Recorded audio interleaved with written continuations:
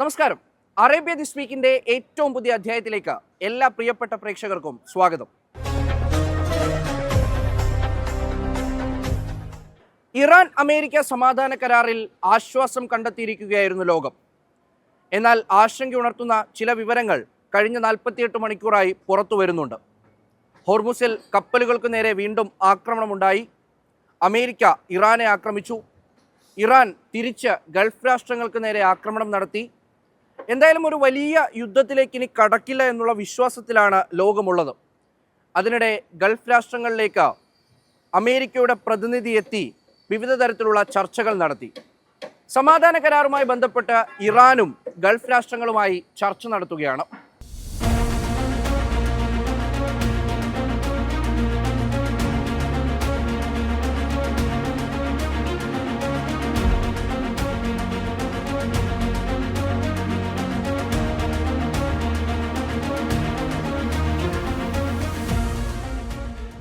America Iran സമാധാന കരാറിൽ ആശ്വാസം കണ്ടെത്തുകയാണ് ലോകം.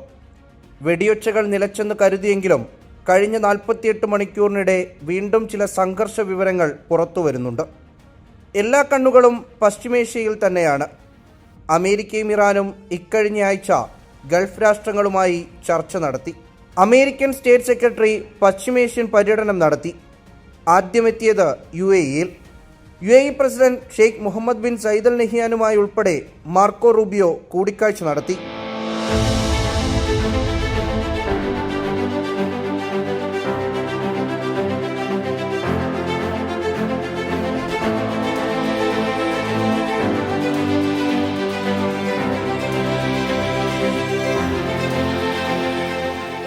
അവിടെ നിന്ന് നേരെ പോയത് കുവൈറ്റിലേക്ക്. ഇറാൻ ആക്രമണം ഏറ്റവും തീവ്രമായി ബാധിച്ചത് കുവൈറ്റിനെയാണല്ലോ.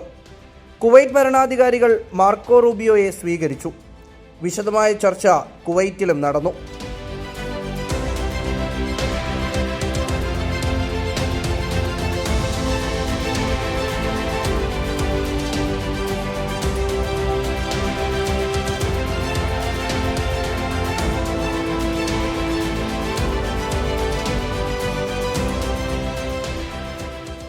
ബഹ്റൈനിൽ നടന്ന US GCC മിനിസ്റ്റീരിയൽ ചർച്ചയിലും മാർക്കോ റൂബിയോ പങ്കെടുത്തു.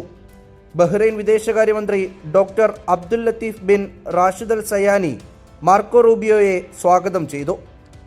ഇറാൻ ആക്രമണമുണ്ടാക്കിയ നാശനഷ്ടങ്ങൾ മറന്നാലും സമാധാന ജീവിതത്തിന് വരുത്തിയ വിനാശം മറക്കില്ലെന്ന് അദ്ദേഹം തുറന്നടിച്ചു. സമാധാന ചർച്ചയിലെ പാകിസ്ഥാൻ റോൾ GCC സ്വാഗതം ചെയ്തു.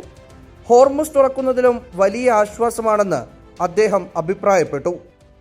While physical damage can be repaired, the impact extended beyond infrastructure. Our citizens endured uncertainty and disruption of the peace and security that defined our region. These experiences have only strengthened our resolve to ensure that such attacks are never normalized, and to work with our partners to reinforce the foundations of enduring peace, security, and stability for future generations. It is in that spirit that we come to today's meeting. After the grave challenges we faced, today we see a glimmer of hope for our region, and the welcome diplomatic efforts resulting in an end to hostilities, with the signing of the Memorandum of Understanding between the United States and Iran, supported by the mediation of Pakistan and Qatar, and the restoration of free and secure navigation through the Strait of Hormuz. In this regard, we welcome the announcement by Oman of a temporary maritime corridor for vessels wishing to transit through the strait. ആണവശക്തിയായി Iran മാറാൻ പാടില്ല. ഹോർമുസിൽ സ്വതന്ത്ര ചരക്ക് നീക്കം അനുവദിക്കണമെന്നും GCC രാജ്യങ്ങളുടെ കൂട്ടായ്മ ആവശ്യപ്പെട്ടിട്ടുണ്ട്. Alongside preventing Iran from acquiring a nuclear weapon and preserving freedom of navigation, lasting regional security requires a definitive end to missile and drone attacks, seizing support for militias, and halting interference in the sovereignty of our states. It is equally important to ensure that the consequences of those attacks are addressed. തങ്ങൾക്കൊപ്പം പ്രതിസന്ധി ഘട്ടങ്ങളിൽ ചേർന്ന് നിന്ന Gulf രാജ്യങ്ങൾക്ക് Marco Rubio നന്ദി അറിയിച്ചു. This alliance was put to the test based on recent events, and it has passed, meaning that the level of cooperation, the level of interaction, the level of friendship that existed among us during these trying times was put to the test, and it passed with flying colors. I have undertaken this trip here today first and foremost to express my gratitude and appreciation for all of the cooperation and all of the help that we were given and all the things we were able to do together. Gulf രാജ്യങ്ങളുടെ പിന്തുണ ഉറപ്പാക്കാനെത്തിയ Marco Rubio ഒരിക്കൽ കൂടി Gulf രാജ്യങ്ങളിലെത്തുമെന്നാണ് report. അതിനിടെ Iran വിദേശകാര്യമന്ത്രി UAE വിദേശകാര്യമന്ത്രിയുമായി ചർച്ച നടത്തി. സമാധാന കരാർ സംബന്ധിച്ച വിഷയം തന്നെയാണ് ചർച്ചയായത്. ഹോർമുസ് കടലിടുക്ക് വഴിയുള്ള സുരക്ഷിത യാത്രയ്ക്കായി ഒമാൻ പ്രഖ്യാപിച്ച പുതിയ കപ്പൽപാത അംഗീകരിക്കില്ലെന്ന് റവല്യൂഷണറി ഗാർഡ് സേന വ്യക്തമാക്കി. ഇറാനുമായി കൂടിയാലോചിക്കാതെയുള്ള നടപടിയാണിതെന്നും ആരോപിച്ചിട്ടുണ്ട്. നിർദ്ദേശങ്ങൾ അനുസരിക്കാത്ത കപ്പലുകൾക്ക് നേരെ നടപടിയുണ്ടാകുമെന്നും വ്യക്തമാക്കി.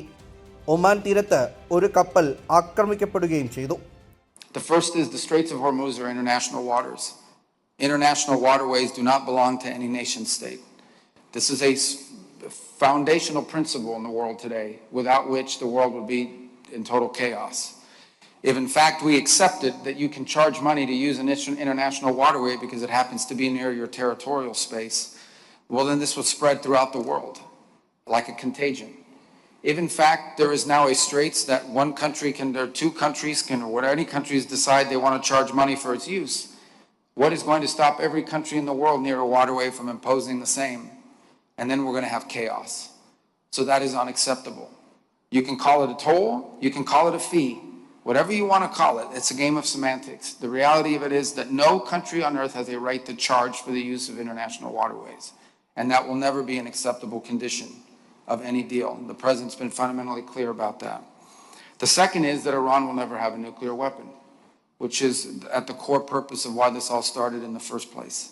And so any deal that we enter into has to be one that guarantees that that's not the case, and that puts in place verifiable steps that can be taken.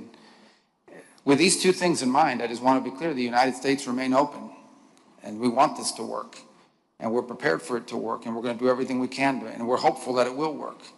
And it will require the help and cooperation of every country represented here today to make sure that not only if a deal happens that it's a good one, but also that it is adhered to. And the message that I come with is that we want to ensure that in any decisions that are made throughout this negotiating process, the interests of our partners and our allies in the region are always taken into account. ഇതിനിടെ UAEയിൽ ഇന്നലെ ഉച്ചയോടെ emergency alert ലഭിച്ചത് ജനങ്ങളെ പരിഭ്രാന്തരാക്കി. പിന്നാലെ സാങ്കേതിക പിഴവ് മൂലമാണ് alert ഉണ്ടായതെന്ന ഔദ്യോഗിക അറിയിപ്പ് വന്നു. ഹോർമുസ് കടലിടുക്കിൽ കപ്പലിന് നേരെ ഇറാൻ ആക്രമണമുണ്ടായി. പിന്നാലെ ഇറാൻ കേന്ദ്രങ്ങളെ അമേരിക്ക ആക്രമിച്ചു. അമേരിക്കൻ ആക്രമണത്തിന് ഇറാൻ തിരിച്ചടി നൽകിയതാകട്ടെ ഗൾഫ് രാജ്യങ്ങളിലും. തങ്ങൾക്ക് നേരെ ഇറാന്റെ ആക്രമണമുണ്ടായതായി ബഹ്റൈൻ സ്ഥിരീകരിച്ചു. എന്തായാലും സമാധാന കരാറിന് മുൻപുള്ള ചർച്ചകൾ ചൂടുപിടിക്കുകയാണ്. അതിൽ ഗൾഫ് രാജ്യങ്ങൾക്ക് പ്രത്യേക സ്ഥാനവുമുണ്ട്.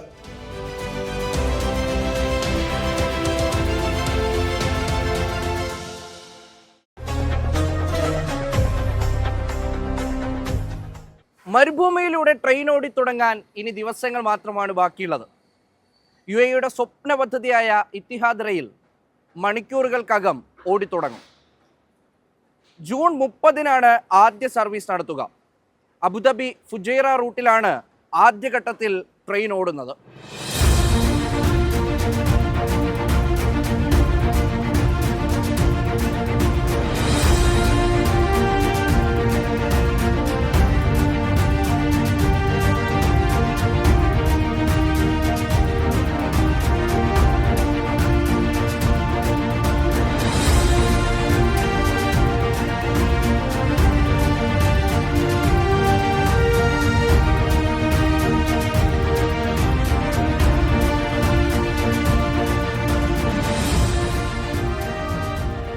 ഒറ്റ മിനിറ്റിൽ കാട്ടിയാൽ ദേ ഇതാണ് ഇത്തിഹാദ് റെയിലിൻ്റെ ചരിത്രം.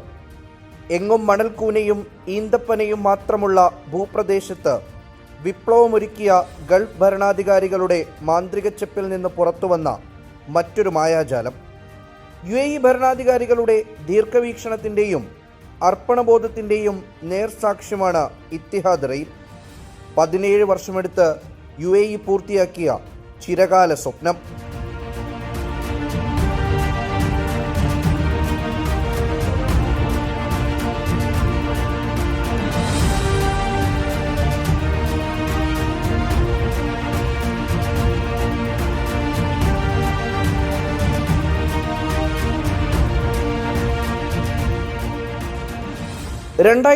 ലാണ് 6 GCC രാജ്യങ്ങൾ റെയിൽ സാധ്യതയെക്കുറിച്ചുള്ള പഠനം ആരംഭിച്ചത്. 2009 ജൂണിൽ ഇത്തിഹാദ് റെയിൽ എന്ന ആശയം UAE അവതരിപ്പിച്ചു. വികസന കാര്യത്തിൽ ഒരു തീരുമാനമെടുത്താൽ പിന്നോട്ടു പോകുന്ന ചരിത്രം UAEക്കില്ല. സൂക്ഷ്മതയോടെയുള്ള കാൽവയ്പ്. Sheikh Tayyib bin Muhammad bin Sayyid Al നഹിയാന്റെ നേതൃത്വത്തിൽ ഭരണസമിതി രൂപീകരിച്ചു. അബുദാബിയിലെ ഷാ മുതൽ ഹബ്ഷൻ വരെ ആദ്യഘട്ടം. 2016 പുതുവർഷ സമ്മാനമായി UAE അവതരിപ്പിച്ചു. 264 കിലോമീറ്റർ നീളമുള്ള റെയിൽ പാതയാണ് ആദ്യഘട്ടത്തിൽ നിർമ്മിച്ചത്.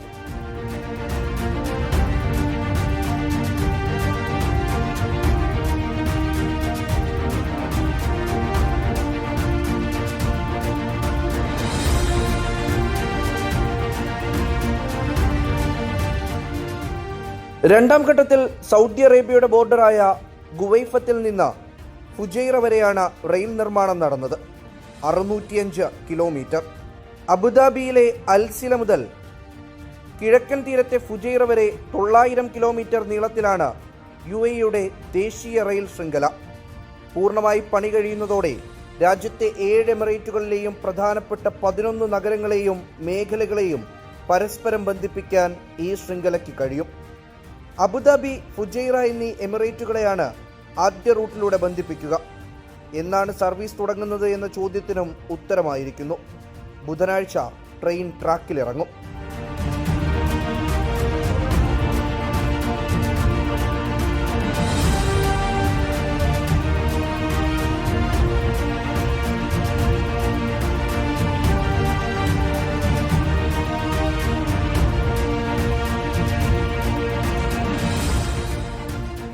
അബുദാബിയിൽ നിന്ന് ഫുജൈറയിലേക്കും തിരിച്ചുമാണ് ആദ്യ service. Abu Dhabi Muhammad bin Zayed സിറ്റിയിലെ റെയിൽവേ സ്റ്റേഷൻ ഉദ്ഘാടനം ചെയ്യവെയാണ് പ്രഖ്യാപനമുണ്ടായത്. സെപ്റ്റംബറിൽ തുടങ്ങുമെന്നറിയിച്ച സർവീസാണ് 3 മാസം നേരത്തെ ആരംഭിക്കുന്നത്. അബുദാബിയിൽ നിന്ന് രാവിലെ 8:19 ആദ്യ ട്രെയിൻ. ഉച്ചയ്ക്ക് 1:13 വൈകിട്ട് 6:39 ഫുജൈറയിലേക്ക് ട്രെയിൻ ഉണ്ടാകും. ഇത്തിഹാദ് റെയിൽ ആപ്ലിക്കേഷൻ വഴിയോ സൈറ്റിലൂടെയോ ടിക്കറ്റ് ബുക്ക് ചെയ്യാനാകും. യാത്രക്കാർക്കായി കംഫർട്ട്, പ്രീമിയം എന്നിങ്ങനെ 2 ക്ലാസുകളാണ് ട്രെയിനിലുള്ളത്. ആദ്യഘട്ട ഓഫറിന്റെ ഭാഗമായി ടിക്കറ്റ് നിരക്കിൽ 50% വരെ ഇളവ് പ്രഖ്യാപിച്ചിട്ടുണ്ട്.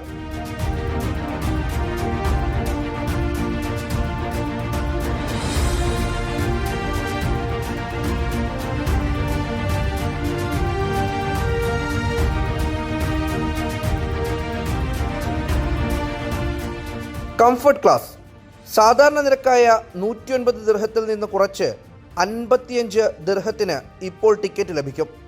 മികച്ച സീറ്റിംഗ് സൗകര്യവും വൈഫൈയും ഇവിടെ ലഭ്യമാണ്. പ്രീമിയം ക്ലാസ് 239 ദിർഹത്തിൽ നിന്ന് നിരക്ക് 120 ദിർഹമായി കുറച്ചിട്ടുണ്ട്. വിശാലമായ സീറ്റുകളും ലഘുഭക്ഷണങ്ങളും പ്രീമിയം ക്ലാസ്സിൽ ലഭിക്കും. യാത്രക്കാരുടെ സൗകര്യത്തിനനുസരിച്ച് സേവർ, വാല്യൂ, ഫ്ലെക്സ് എന്നിങ്ങനെ 3 ടിക്കറ്റ് നിരക്കുകളുമുണ്ട്.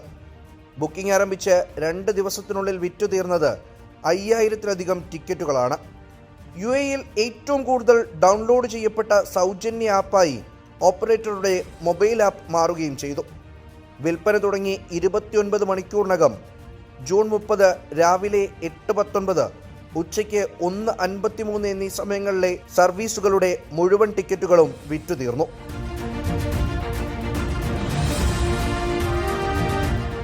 ദുബായ് സ്റ്റേഷൻ, ഷാർജയിലെ ദെദ് സ്റ്റേഷൻ എന്നിവ സെപ്റ്റംബർ 30-നും Abu Dhabi Al Dhafra station December 30-നും തുറക്കും.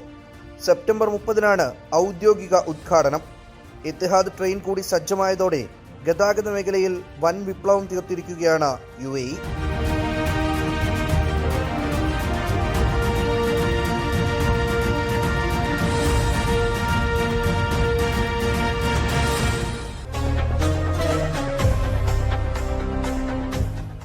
ലോകകപ്പ് ആവേശത്തിലാണ് കാൽപന്ത് ആരാധകരൊക്കെയും. വിവിധതരം പാട്ടുകളൊക്കെ ഈ ലോകകപ്പോടനുബന്ധിച്ച് പുറത്തിറങ്ങിയിട്ടുണ്ട്. അതിലൊരു മലയാളി എഴുതി ആലപിച്ച ഗാനം ഇപ്പോൾ വൈറലാവുകയാണ്. നമുക്ക് ആ കക്ഷി ഒന്ന് കാണാം.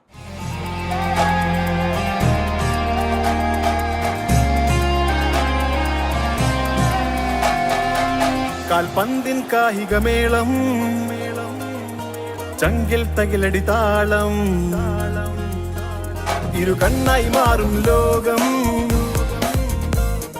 നെഞ്ചിൽ അതിരടി മേളം. ഇന്ന് ഈ ലോകകപ്പിന് വേണ്ടി ഒരു ട്രിബ്യൂട്ട് ഗാനം എഴുതിയിട്ടുള്ള മലയാളിയാണ് നമ്മൾ പരിചയപ്പെടാൻ പോകുന്നത്. തൃശ്ശൂർ ചാവക്കാട് പാടൂരിനടുത്തുള്ള സഫ്വാൻ എന്നയാളാണ്.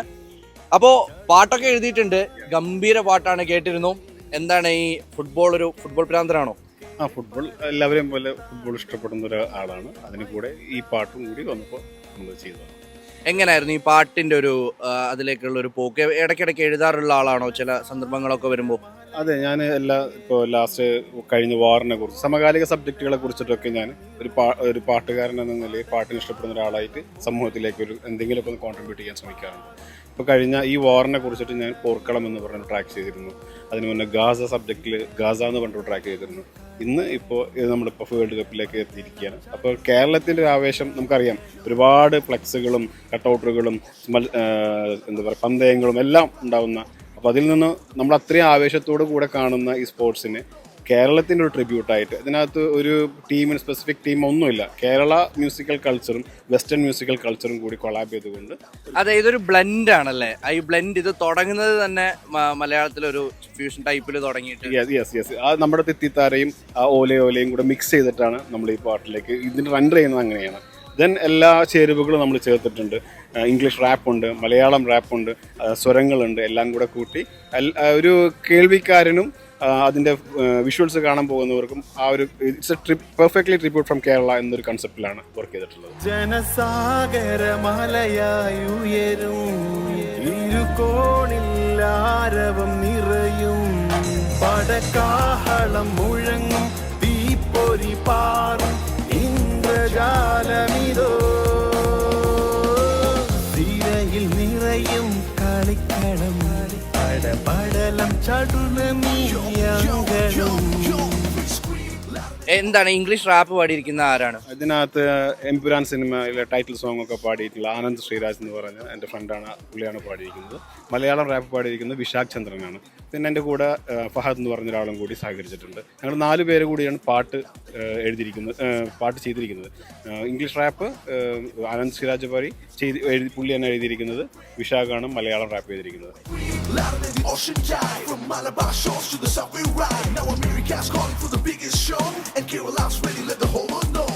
എന്താണ് ഈ ഇവിടെ ദുബായിൽ വന്നിട്ട് ഇവിടെ എന്താ പരിപാടി? ഇതിന്റെ ഇടയിൽ എങ്ങനെ ടൈമൊക്കെ കിട്ടുന്നത്? നമ്മൾ സമയം നമ്മൾ കണ്ടെത്തുക എന്നുള്ളതാണ്. പാഷൻ്റെ പുറമെ സഞ്ചരിക്കുന്നു. ഇപ്പോൾ കഴിഞ്ഞ സെപ്റ്റംബർ മുതലാണ് ഞാൻ വീണ്ടും പാട്ടുകൾ എഴുതി തുടങ്ങിയത്. ഇപ്പോൾ ഈയിടെ ആയിട്ട് ബാക്ക് ടു ബാക്ക് ഞാൻ ട്രാക്സുകൾ ചെയ്യുന്നുണ്ട്. സോ മെയിൻ വൈൽ ജോബ് കഴിഞ്ഞ് വീക്കെൻഡുകളിലൊക്കെയാണ് ഇതിനു വേണ്ടി സമയം കണ്ടെത്തുന്നത്.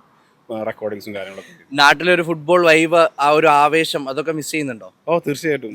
കാരണം നമ്മളെല്ലാവരും കൂടി ഒരുമിച്ച് ഞാൻ ഈ സോങ് ഫസ്റ്റ് ചെയ്യുന്ന സമയത്ത് എൻ്റെ ഏറ്റവും വലിയ ആഗ്രഹം എന്ന് പറഞ്ഞാൽ പബ്ലിക്കായിട്ട് എല്ലാവരും നമ്മളൊരു ക്രൗഡിനകത്ത് ഒരു പബ്ലിക് സ്ക്രീനിൽ വെച്ചിട്ടൊക്കെ ആൾക്കാർ കാണുന്നിടത്ത് ഈ പാട്ട് പ്ലേ ചെയ്യണമേ എന്നുള്ളതായിരുന്നു എൻ്റെ ആദ്യത്തെ ആഗ്രഹം. പക്ഷേ ഇന്നിപ്പോൾ ഞാൻ പ്രതീക്ഷിച്ചതിനേക്കാൾ കൂടുതൽ മുകളിലേക്ക് ഈ പാട്ട് എത്തിക്കാൻ എനിക്ക് സാധിച്ചു. അത് നിങ്ങളെല്ലാവരുടെയും സപ്പോർട്ടിലൂടെയാണ് വന്നത്. ഫൈനലി ഏത് ടീമിൻ്റെ ആരാധകനാണ്? ആര് കപ്പടിച്ച് കാണാനാണ് ആഗ്രഹം? ഓഫ് കോഴ്സ് ഞാൻ എപ്പോഴും അർജന്റീന ഫാനാണ്. പക്ഷേ എനിക്കൊരു ആഗ്രഹം ഇത്തവണ റൊണാൾഡോക്ക് അത് അർഹിക്കുന്നുണ്ട് എന്നുള്ളൊരു പേഴ്സണൽ ഫേവറേറ്റ് എന്ന ഒരാളെ പോലെ എനിക്ക് തോന്നുന്നത്.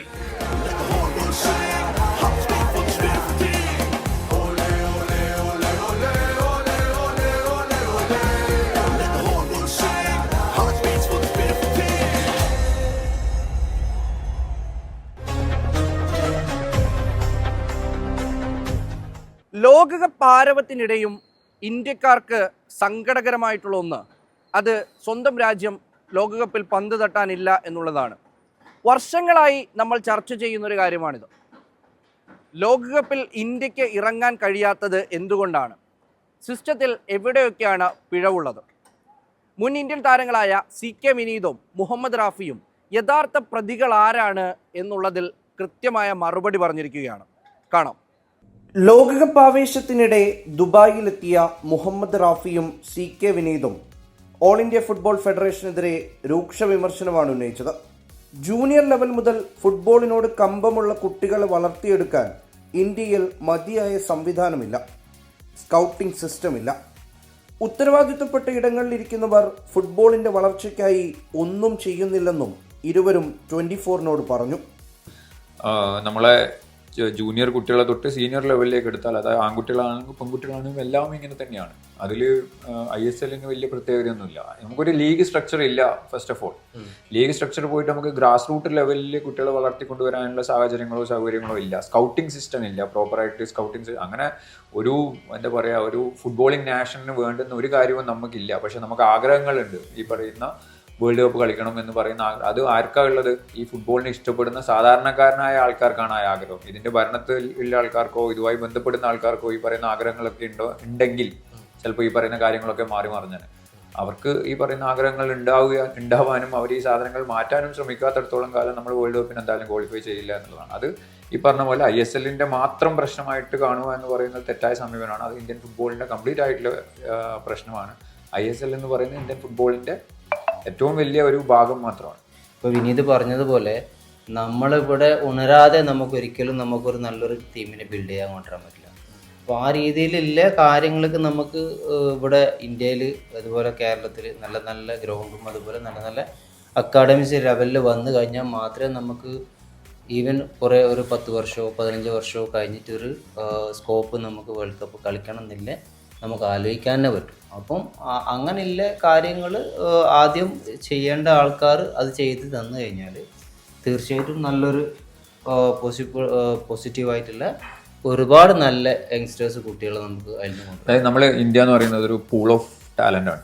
അത് നമുക്ക് കണ്ടെത്താനോ അത് മനസ്സിലാക്കാനോ അവരെ എന്താ പറയുക ഭാവിയിലേക്ക് വളർത്തിയെടുക്കാനോ ഉള്ള സൗകര്യങ്ങളോ അതിനുള്ള ശ്രമങ്ങളോ നമ്മളെ നാട്ടിൽ നടക്കുന്നില്ല എന്നുള്ളതാണ്. അതായത് നമ്മളെ ഒരു വാസ്റ്റ് കൺട്രി ആണല്ലോ. അതിൻ്റെ ഓരോ മൂലക്കും അല്ലെങ്കിൽ എന്താ പറയുന്ന പല സ്ഥലങ്ങളിലും പല രീതിയിലുള്ള പ്ലേയേഴ്സ് ഇരിക്കുന്നുണ്ട്. അവരെ കണ്ടെത്താനോ അവരെ വളർത്തിയെടുക്കാനോ ഉള്ള ശ്രമങ്ങളില്ല എന്നുള്ളതാണ്. അത് എന്താ പറയുക, അത് എപ്പോൾ നമ്മൾ തുടങ്ങുന്നോ അപ്പോഴാണ് നമുക്ക് പറയാൻ പറ്റുക നമ്മളെപ്പോൾ വേൾഡ് കപ്പിന് ക്വാളിഫൈ ചെയ്യുന്നത്. ഇപ്പം ഒക്കെ ഈ പറയുന്ന പോലെ ഈ ചോദ്യങ്ങളിൽ നിന്ന് ഒളിച്ചോടാനുള്ള ശ്രമങ്ങൾ മാത്രമാണ്, കണ്ണിൽ പൊടിയിടാനുള്ള ശ്രമങ്ങൾ മാത്രമാണ് ഇപ്പോൾ പല ഭാഗത്തും നടക്കുന്നത്. അങ്ങനെ പോയാൽ നമുക്ക് ഈ പറയുന്ന 30 കൊല്ലം എന്ന് പറയുന്നത് ഇനി ഒരു 300 കൊല്ലം കഴിഞ്ഞാലും പറയാമെന്ന് അത്രേ ഉള്ളൂ. അല്ലാതെ ക്വാളിഫൈ ചെയ്യുക എന്ന് പറയുന്നത് അത്ര എളുപ്പമുള്ള കാര്യമല്ല. ISL ഇനി നടക്കുമെന്ന് പ്രതീക്ഷയില്ലെന്നും ഇവർ പറയുന്നു.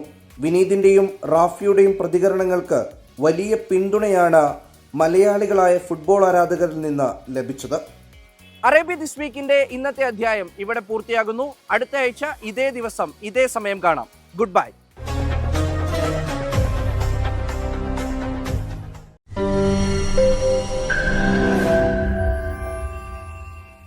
ലോകത്തെവിടെയായാലും ഏത് സമയത്തും 24 വാർത്തകളും ഓഗ്മെന്റഡ് റിയാലിറ്റി പാക്കേജുകളും എക്സ്പ്ലെയിനറുകളും വിശദമായി കാണാൻ ഞങ്ങളുടെ YouTube ചാനൽ നിങ്ങൾക്ക് സബ്സ്ക്രൈബ് ചെയ്യാം.